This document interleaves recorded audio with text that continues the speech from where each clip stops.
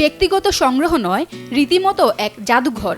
নেশা থেকেই বাড়িতে গড়ে তুলেছেন সমৃদ্ধ এই সংগ্রহশালা। স্কুল জীবন থেকেই শুরু করেছিলেন শখের জিনিসপত্র সংগ্রহের কাজ। খ্যাতিমানদের অটোগ্রাফ, পুরনো telephone, radio, television, match box ও মুদ্রা সংগ্রহ করাই তার নেশা। আমি খুব ছোটবেলা থেকেই যখন স্কুলে পড়ি তখন থেকেই আমার সহপাঠীদের দেখে দেখে আমি ডাক টিকিট সংগ্রহ করা শুরু করি। সংগ্রহশালায় রয়েছে 150 রকমের টেলিফোন সেট। এর মধ্যে আছে marine, industrial, mining, candlestick, prince, rotary, button ও পিবিএক্স ধরনের টেলিফোন। বাংলাদেশ, ইংল্যান্ড, যুক্তরাষ্ট্র, German, Hungary, Poland, Sweden, Russia, Japan, Korea, Malaysia সহ বিভিন্ন দেশের তৈরি এগুলো। এটা 1920 সালের টেলিফোন। আমার কাছে টেলিফোন সেট যতগুলো আছে তার মধ্যে এইটাই সবচেয়ে পুরনো। এটা ইংল্যান্ডের তৈরি। এইটা আছে 1936 সালের। এই টেলিফোনটাও আমেরিকার তৈরি। টাঙ্গাইল শহরের কলেজ পাড়ার বাসিন্দা ইসমাইল হোসেন সেলিমের 71 বছর বয়সেও সংগ্রহের কাজ চলমান। নতুন কোনো সামগ্রীর সন্ধান পেলেই ছুটে যান সেখানে। নতুন প্রজন্মের কাছে পুরনো ঐতিহ্যবাহী সামগ্রীগুলো পরিচিত করা ইসমাইলের মূল উদ্দেশ্য। এইসব জিনিসপত্র যারা এখনকার প্রজন্ম, ভবিষ্যৎ প্রজন্ম, তারা দেখবে যে এইসব জিনিস আমাদের পূর্ববর্তী প্রজন্ম তারা ব্যবহার করেছে।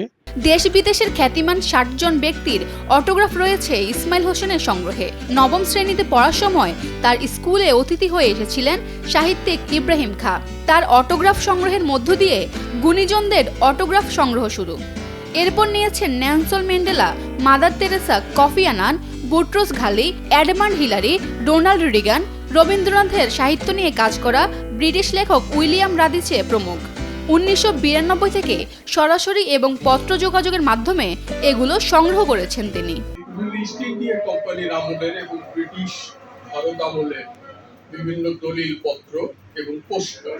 সংগ্রহশালায় রয়েছে বেশ কয়েকটি ভাষায় অনুদিত পবিত্র কোরআন শরীফ। অন্যদিকে উপমহাদেশের ব্রিটিশ আমল, পাকিস্তান আমল এবং বর্তমান বাংলাদেশের সব ধরনের টাকার নোট ও স্মারক নোট সহ 172টি দেশের মোট ব্যাংক নোট রয়েছে ইসমাইল হোসেনের সংগ্রহে।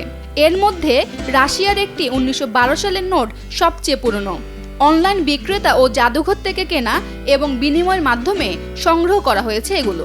আমি চাচ্ছি আমি যে এইটা তৈরি করতেছি, যদি সরকারি কোনো পৃষ্ঠপোষকতা থাকে, কোনো সহযোগিতা থাকে, তাহলে আমি মনে করি এটা আরও ভালো কিছু, আরও সমৃদ্ধ একটা সংগ্রহশালায় পরিণত হতে পারে। সংগ্রহশালাটিকে আরও আনুষ্ঠানিক রূপ দিয়ে এগিয়ে নিতে সরকার ও সমাজের বিত্তবানদের সুদৃষ্টি কামনা করছেন ইসমাইল হোসেন। টাঙ্গাইল থেকে কাজল আর্যর পাঠানো তথ্যচিত্রে ডেস্ক রিপোর্ট, ফারজানা আমিন, কালের কণ্ঠ।